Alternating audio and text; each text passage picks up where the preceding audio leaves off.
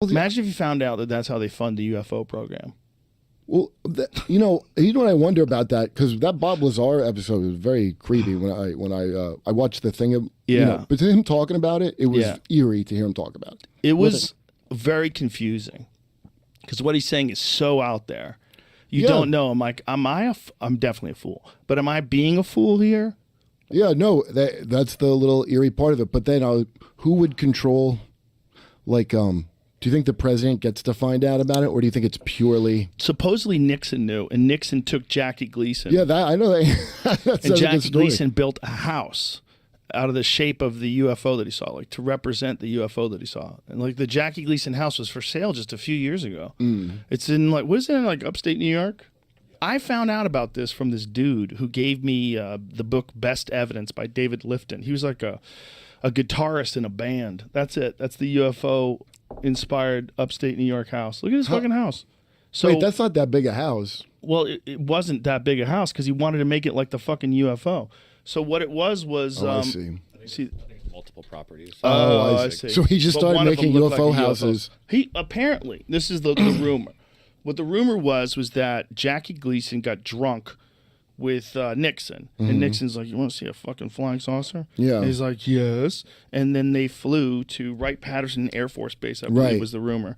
And they showed him, like, we have actually like they had freezers of them, right? They had them in I don't know if freezers? that's real. I've never heard anybody say that they saw a body and have it be, like, 100% credible. Other than maybe that Travis Walton guy who claims to have been abducted in the 1970s. He's another one of those guys, like, well, if he's telling the truth.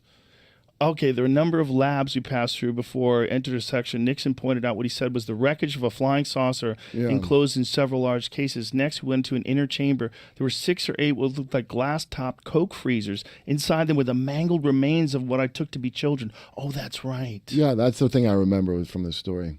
So I'm conflating this with something else. So that's right. They did have fucking supposedly dead frozen ones. The revelation of the U.S. Secretary holding the corpses of dead aliens shook Gleason to the core, and he couldn't eat or sleep for weeks. After being confronted by his wife, Beverly, Gleason told her the truth about that night and swore her to secrecy, but Jackie and Beverly Gleason were already in the process of separating. The final straw in the relationship would be Beverly breaking her vow and revealing the encounter to the magazine Esquire in 1974 as a teaser for a book she was writing about a relationship with the tempestuous, hard-drinking Jackie. Oh, the wife sold him down the river. I wonder what that article... So that article was this where this story first came out? Yeah, I guess so. And stung and humiliated by the betrayal, Jackie stayed silent until 1986. Finally ready to talk, he invited Larry Warren, a flying saucer evangelist, author, and eyewitness to the Randall Sam... Oops. Fucking pop-ups. No, I don't want your pop-up. No thanks. Thank you. Where were we? 86. Eyewitness to the Rendell Sam Forest UFO incident to his New York home. After a few drinks, Gleason unloaded the whole unbelievable tale to an astonished Warren, who spread the story amongst his community. However, the story would end there. Gleason died a year later, having only told his ex-wife and Warren about the once-in-a-lifetime adventure with Nixon. The tale would spread like wildfire with the advent of the internet, confirming what UFO believers already knew. The government knows everything about aliens, but reveal it only to the privileged few. Huh. Okay, of course, because this is the blog of Skeptoid and not Believe Everything. Oh, this is Skeptoid that wrote this. You read on the Internoid, the story doesn't end there. In fact, there really is no story. The Richard Nixon, Jackie Gleason Dead Alien Chronicle in a glass case tale, now accepted part of UFO internet lore, is based almost entirely on hearsay, coincidence, or an imagination, and not just the dead alien children in the glass case part. Wait a minute. Why do they say that? Wait, was the Esquire magazine? What is their reasoning for saying that it's not true? They're saying it's anecdotal, which is obviously it's anecdotal. Scroll up a little bit more. Yeah. So it says, as critical thinkers, we can't dismiss a story out of hand because it's preposterous, but we can dismiss a story if the facts don't fit together. Aha. So let's start with the established facts. Richard Nixon, Jackie Gleason, Beverly Gleason, and Larry Warren were all real people. Beverly and Jackie Gleason were really married, got divorced in 74, 75. Jackie and Richard Nixon are friends and played golf on a few occasions. Jackie was an enthusiast about paranormal topics with a huge collection of books on the subjects. Florida is a real place. Homestead Air Force Base. Esquire is a real magazine. That's about it. Little investigation into Nixon's daily diary reveals that Nixon was in Key Biscayne on February 19, 1973 for a meeting with the AFL-CIO. He spent less than 40 minutes speaking and glad-handing with guests at Gleason's annual golf tournament at the Invery Golf and Country Club, which at most 10 minutes available to chat with Gleason about UFOs. Nothing else in Nixon's diary indicates that the president did or didn't slip his Secret Service detail and go on an alien adventure with Ralph Cramden.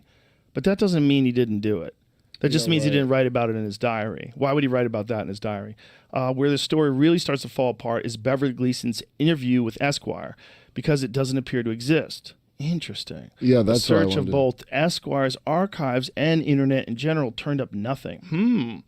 What did turn up, however, was an article supposedly written by Beverly from the National Enquirer, dated August 16th in 1983. Discerning readers will note that the Esquire and the Enquirer have different thresholds for veracity and adjust their expectations accordingly. That's a very good sentence right there. Yeah. It's very well worded. Yeah. So it seems like there was no Esquire article, so that's bullshit. Yeah, the Enquirer back then, I remember it being closer to Weekly World News than, because Enquirer became like celebrity gossip entirely, right? When I was a kid, I remember it having wilder stuff in it. Okay, in short, the piece makes Jackie look like a lunatic, befitting a spurned wife writing a tell-all about her famous ex-husband, but the book wouldn't show Jack as he's never been seen before to anyone because Beverly never published it. The Gleason UFO story got picked up by a few other tabloids, but mostly faded into obscurity. So here's the thing, though. You could, for sure, imagine that his ex-wife wanted to sell a book. Yeah. You could also, for sure, imagine that Jackie would try to stop that book from being sold. Yeah, right. So there's that. Like, maybe he bought her out. Maybe, how do we know that she didn't actually write a book?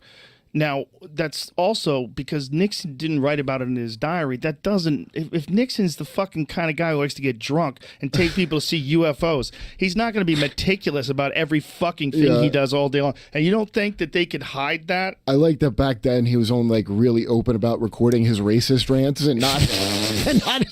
But dude, back then, the fucking Lyndon Johnson used to take a shit in front of the reporters with the door open. So you could see how big his dick was? Well, he was just, like, he didn't give a fuck. And, like, he would have a conversation with, I'll have a conversation it's like a power move. but I got to take a shit.